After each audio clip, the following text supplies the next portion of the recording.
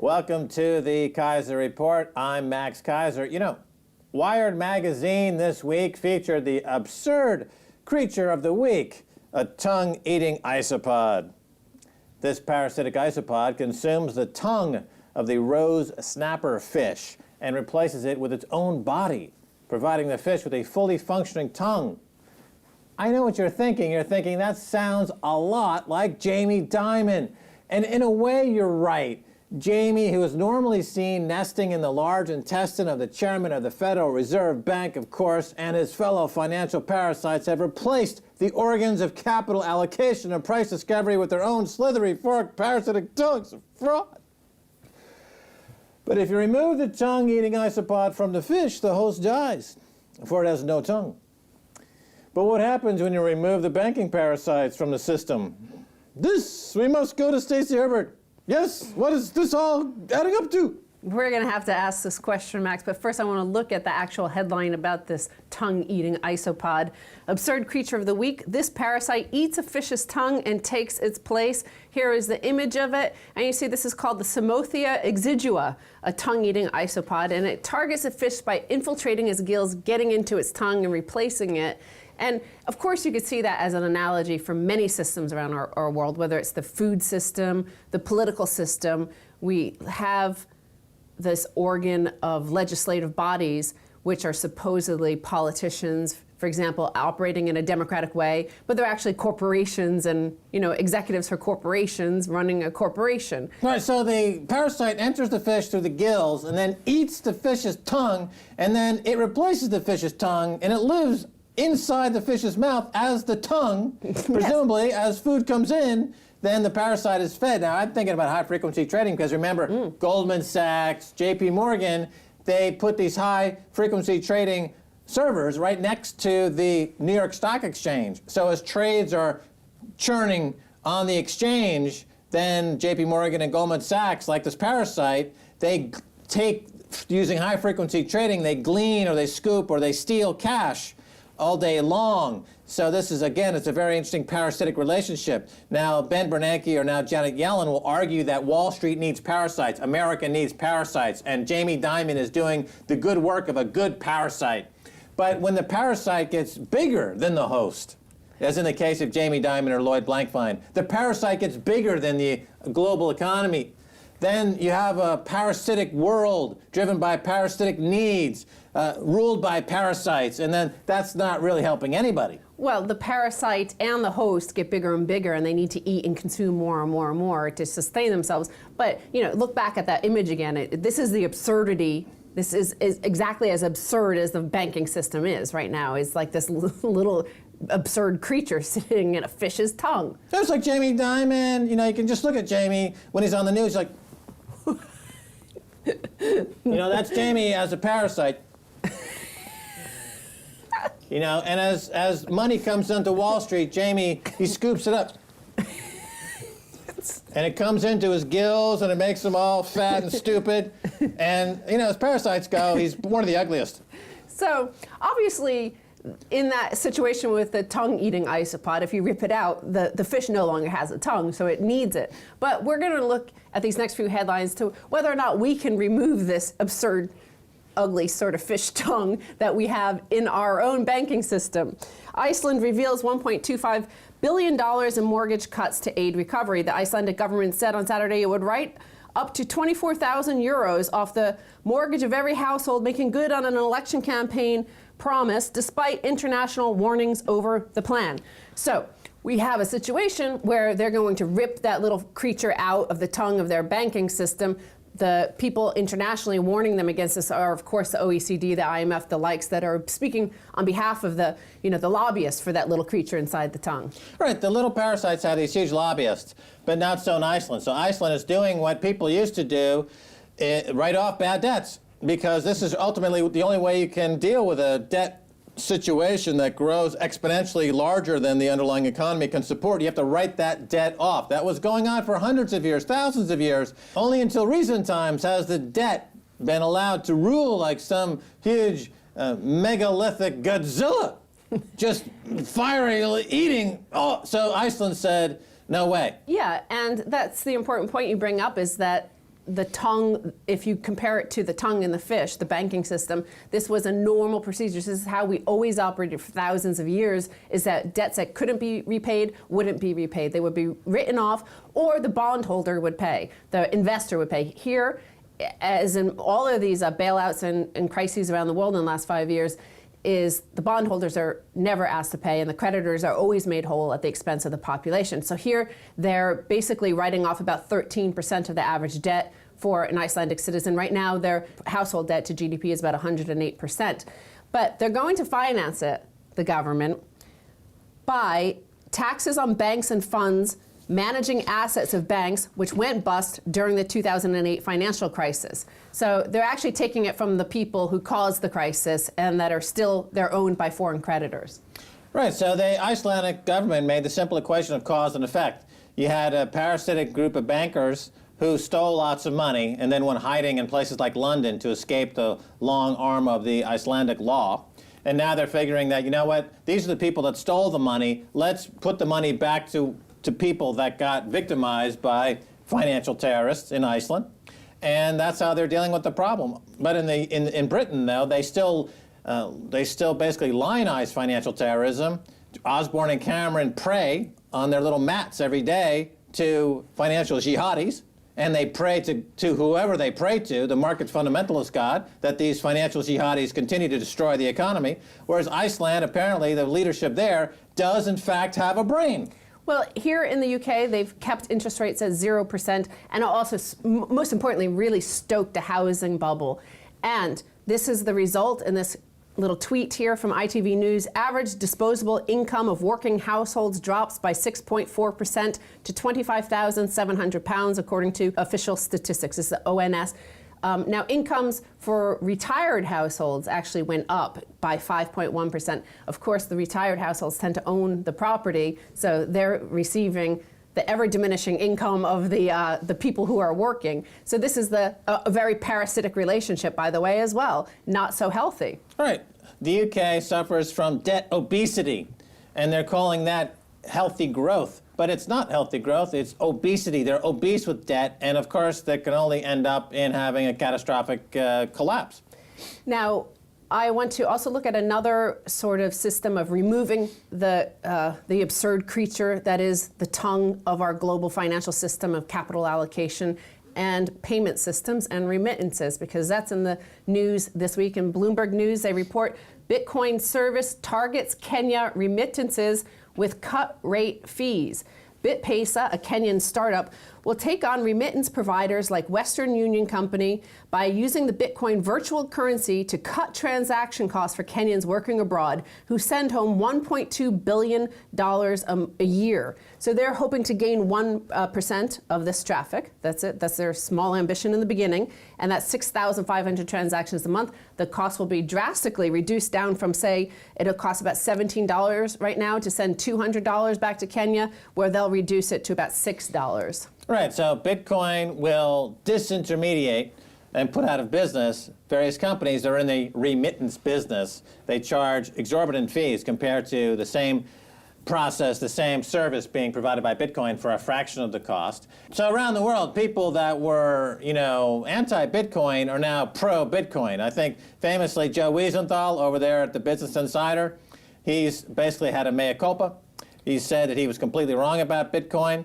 He's now digging into it and realized the learning curve is still quite fresh for Joe. He's kind of he has no knowledge of it. I think my tweet where I suggested he blow his brains out in reference to his stupidity in regards to Bitcoin, I think finally it was like getting hit in the face with a wet trout. Well, kind of shocked him he was scared straight. Yeah, the thing is, okay, we talked before about, the rose snapper used to have a tongue. It was a normal tongue that looked like a tongue and performed the function of a tongue. Then this tongue-eating isopod came in. It sits like an absurd creature in there. And then the community of rose snappers get used to that. Here we also get used to an absurd payment system where a lot of people, like Joe Wiesenthal before, think that it's absurd that we could ever replace the fiat currency system we have now, even though we've only had it for 40 years. They're like, this is their world. Our fiat currency system has replaced a system we've had for thousands of years of gold and silver-backed currencies and based on something. But we've grown so used to this isopod thing sitting in there in our monetary system that we only insist of that way, that this is the normal way. Once we remove the parasite, however, we're starting to see what could happen and what sort of innovation and new technologies can emerge. Right, and all these types are moving over to Bitcoin, and they're becoming more vocal about Bitcoin. So the trajectory of the market capitalization of Bitcoin will head to that $400 billion mark that the Winklevoss twins have suggested. That means a price many, many times the current $1,000 per Bitcoin price. Well, in fact, a lot of people do obsess about the price. This is the mainstream media only ever talks about it when it's soaring. Then a little bit if it crashes. But the thing about the Bloomberg article is pointing out is far, far more than that. It's way more revolutionary. It's so different from anything we know. We're used to an isopod world, a parasitic world where the exchange rate is the only thing that matters. Whereas here, there's a new revolutionary system that is displacing it. Now, you came up over the weekend with a great idea, I thought, of Icecoin. And so apply this system, the Bitcoin, to Iceland and what they could do to create a new system for themselves. Right, well, Iceland has all that essentially free geothermal energy. And the cost of mining Bitcoin, that's the hard cost, the real cost. The intrinsic value has something to do with the cost of the mining and the energy that goes into it. Iceland could create Icecoin, and they could be a world leader in the cryptocurrency market. And they would have a huge source of revenue, and they could be a world leader, and they could be doing marvelous things, leveraging on their geothermal energy, because as you pointed out in your tweets, they can't really export that geothermal energy. Now, that was always a big problem for them. They are an energy giant, the likes of Abu Dhabi or Saudi Arabia or Russia, but they can't export it because you can't put it in a pipe and send it out. Right, so convert that into essentially a cryptocurrency, then you're doing free mining, and then you can use that as a medium of exchange. So Bitcoin would have a major competitor, which is healthy, competition is good, if Iceland developed their own cryptocurrency called Icecoin. So we look forward to that, and that could be, again, another nail in the coffin for the current status quo of various banking services like JP Morgan or Goldman Sachs. They are on the firing line, could be basically competed out of existence. Having said all that, it's time to go, go, go. Stacy, thanks so much. Rip out the tongue-eating isopod of the Banksters. How about that for a Christmas dinner? All right, stay tuned for the second half. A whole lot more.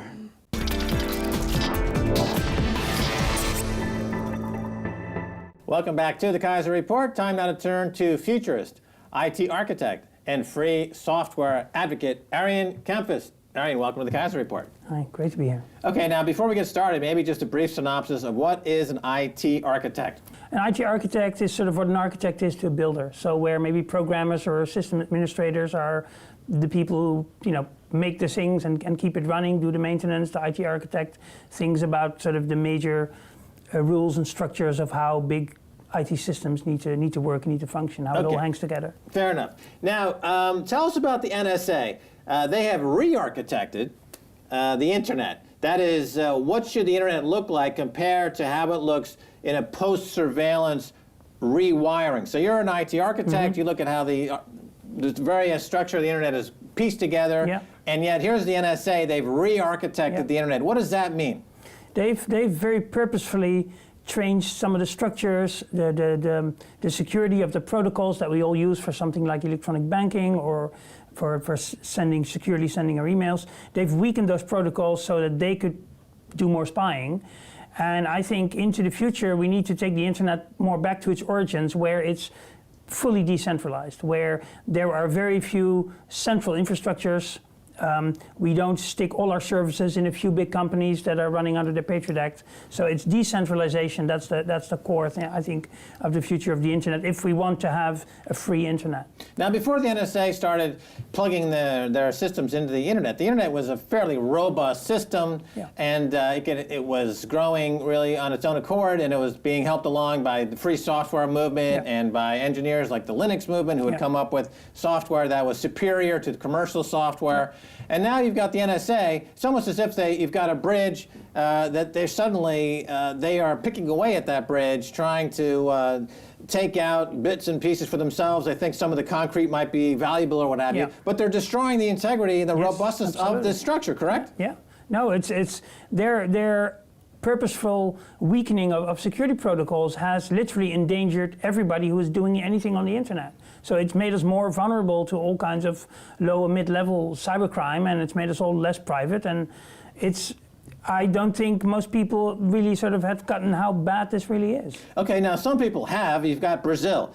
Brazil says they want to create a separate internet. So now, is this possible, number one? And number two, are we going to have a balkanization of the internet, where you've got different territories are going to split off and they're going to try to recreate the internet? But is that going to work? I think there'll be a heavy price to pay for not having, one integrated system in terms of economics and convenience.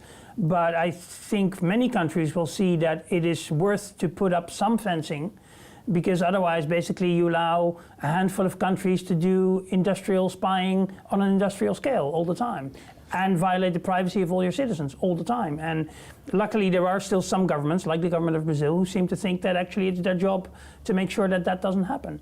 And so they're not going to cut themselves off from the internet, but they're going to make sure that they control as big a part of the infrastructure, from the fiber optic cables up to the software and everything in between, as possible. So it's not going to be a separate system, but it's more about who controls what pieces. And if you control more of the pieces, then you can prevent at least some of the spying.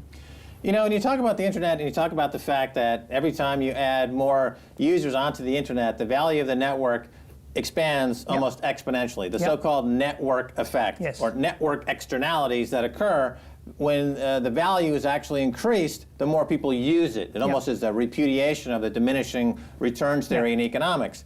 So now you've got a situation where NSA is plugging away at destroying the internet and its network effect, and all these companies that are tied to this network effect, the Google, Amazon, eBay, they're highly leveraged on this network effect, the Metcalfe's law. You can look that up on Google and get a deeper understanding of what this means. So if the NSA is going to start to de-leverage and de-architect and destroy the internet, this entire global economy based on IT starts to collapse. And to give you an idea of some of the damage they're doing here, by some estimates, U.S. corporations are already losing $180 billion in business as the rest of the world divorces itself from this crappy NSA virus junk. Right? Your thoughts? No, I think absolutely right. Well, it's not necessarily that the total value, to the global society of information technology is going to go down, but certainly the U.S. economy is going to be hurt very, very badly by this in the long term. Already, Germany just last week announced that they are basically going to rebuild and re-engineer all the critical software that they need to run their country and their industry. So that means that they will stop buying lots of American software, which is what most Western countries do. So my home country, the Netherlands, buys about 10 billion euros worth of U.S. software on a yearly basis. So that's something like several hundred euros per citizen every year. Now, translate that to all of the Western world, and that's the kind of money we're talking about. And we've been paying that for year on year on year on year to companies like Microsoft and Apple and Google. And now, of course, everybody starts saying, oh, we need to actually do this ourselves if we want to be safe and secure and if we want to be sovereign. And oh, by the way, great, there's all this free software out there that actually mostly already does what we need to, and we just need to build the last 5% or 2% in the usability. And then we can run on that fine. And so now the 10 billion that we used to spend on foreign software licenses, we spend it on hiring local programmers and support people and educators to make sure we can work this. Right, so you have a couple of companies, let's say Microsoft or Oracle, that are entrenched oligopolists or monopolists. And the countries that you speak of, when it comes to deciding where to spend their infrastructure dollar, sometimes just through sheer inertia, they end up signing up again to the latest Microsoft or paying Oracle some more money. But you're saying that this is now a wake-up call where these countries and these companies are saying, you know what? we can use free software. It's more robust. Obviously it's cheaper and it works better. Why don't we just dump these clowns in the U.S. and start from scratch? Yeah, exactly. And I think certainly in Germany, some of the revelations that have come out over the last half year have really waken up a couple of people that, yes, there's going to be some, work and pain involved in switching. People have to relearn a few things like that. But already there are places in Germany where they've proven, and also in France, by the way, where they've proven that this is possible. It takes a bit of time, it takes a bit of effort. But actually, after a few years, nobody really remembers even the past, and you're all fine. And now you're saving tons and tons of money. I mean, if it's 10 billion for a tiny country like the Netherlands, imagine what it is for all of Europe. All right, now you mentioned earlier the word protocol, and you talked about the various protocols in the world. And this brings us to Bitcoin, because Bitcoin is a protocol, just like HTTP is a protocol. So before people start to speculate about the price of Bitcoin or about the mysterious origins of Bitcoin, let's talk a little bit about, first of all, for the viewers out there that are just coming to this, what is a protocol? In information terms, what is that? What is a protocol? A protocol in its basics is just a set of agreements on how two entities, whether they be humans or systems, communicate. So our protocol right now is that we're speaking English, which is great. And we can both use English, and that's the nice thing about something like English or HTTP. Okay, stop. So when I go to the internet, I go to a web address, I go HTTP //address.com. And everyone has become totally normalized. They don't really look at that HTTP bit anymore. But that was the protocol that created the ability to do internet. That was the big leap. So now let's make it usable. Let's flash forward to Bitcoin. Bitcoin, yes, it's a currency. Yes, it's a means of moving money around the internet. But first and foremost, it's a protocol that is. So speak about the Bitcoin protocol. So it's a set of mathematical agreements where all the participants in the global Bitcoin network of computers, all the computers are checking each other's ledgers against each other all the time. And as long as everybody agrees that this is the ledger, these are the transactions that everybody agrees on that works, then the system works beautifully. And there is, of course, a tiny, tiny chance that somebody will find a flaw in the cryptography. That's always a possibility. But obviously, by now, lots of people have tried. Nobody has found a hole yet. Otherwise, it would have collapsed very rapidly. So I think we have a goer here, something that really goes. What is a petaflop? A petaflop is a flop is floating point operation. It's an amount of mathematical work done by a processor. And a petaflop, it's a number of zeros. The exact number eludes me. Okay. Now they say that the current Bitcoin protocol is hashing or solving for problems at a rate that's greater than 500 times the Cray supercomputers. And as part of this protocol and operating at some multiple of these petaflops. So I guess my question is, when people say that, well, anyone can start a cryptocurrency, that's not necessarily true, because the barrier to entry at this point with Bitcoin is that you've amassed the biggest decentralized computer network ever in history, bigger than. So talk about how big it is. It is.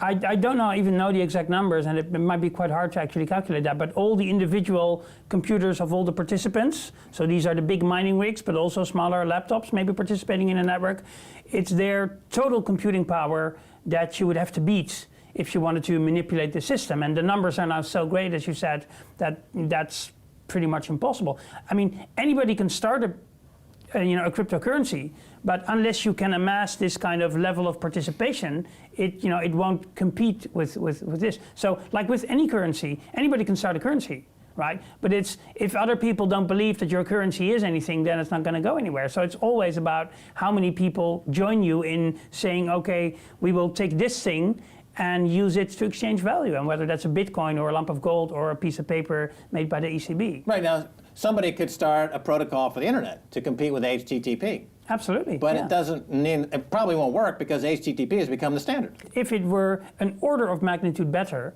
and you could promote it effectively, and you were to make it free, so HTTP and Bitcoin, like English, we can use the protocol without taking a license from Her Majesty the Queen or the ECB or the inventor of Bitcoin.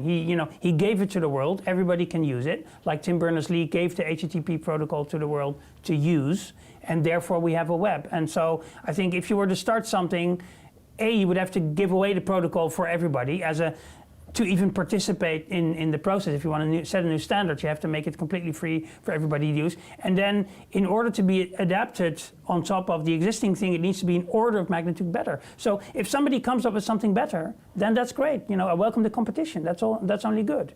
But yeah, people are only going to go there if it's an order of magnitude better than what we already have. Right, now we've already seen this Bitcoin protocol completely change the way people look at money and look at the way money is sent around the world, and companies are now, talk about being put out of business. So the NSA we talked about is putting out of business a lot of technology companies needlessly. Now, but on the flip side, if you look at just how competition works, companies like maybe a Western Union, would you think that Bitcoin could really challenge a lot of these established companies? Absolutely, in the way that MP3s is making CDs irrelevant. It's exactly the same in the music thing. business. Yeah, right. So it's exactly the Bitcoin same is kind of like MP3, Napster for the music business, meets money. Yes. So the Ben Bernanke is going to go the way of a lot of these established acts like the Beatles that can't make money anymore, or some of these others because of this new technology. It's that change, yeah. All right. Well, that's going to do it. So, Arjen Kamphuis, thanks so much for being on the Keiser Report. Great to be here.